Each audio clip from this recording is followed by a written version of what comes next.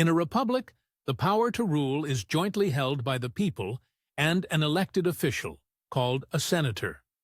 This representative of the peoples would go to the city of Rome a few times a year and bring forth legislation that would benefit the peoples they represented in their districts.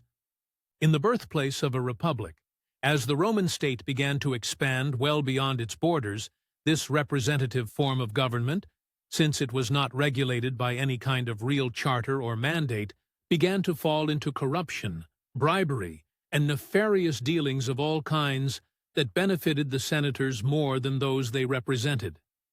Eventually, by the period just a few years prior to the 1st century CE, the people had enough of the corruption and demanded a strong man to usurp the power from the legislative class and centralize it into one person. This process began under two leaders in Rome, Ptolemy and Julius Caesar, both powerful generals in the Roman army. Eventually, this would lead to the coming of the strong man named Octavius Augustus, who stripped the Senate of its power and reigned with all power under his tutelage alone.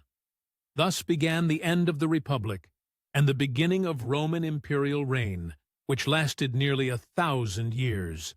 Until that time, to the period around 1000 years CE, all peoples were ruled by one imperial leader after another.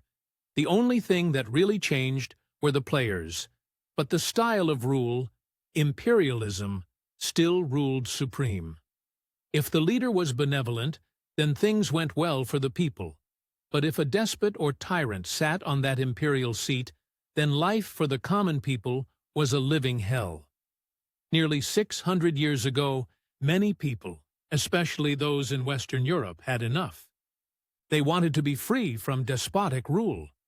In England, this was further witnessed by the birth of the Magna Carta, the Great Charter, around 1215 CE.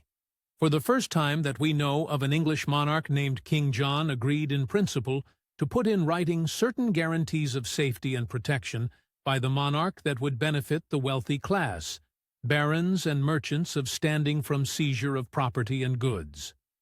While this first step toward freedom from kings and queens did little to benefit the common man, it was the first step toward engineering power from a monarch to those he rules, even if those were the richest in the monarch's kingdom. Be sure to watch Part 3 of this series.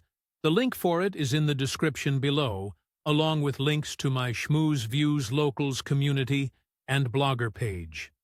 All videos can be seen on YouTube, Rumble, and across the various social media platforms. Thank you for watching, and until next time, Shalom.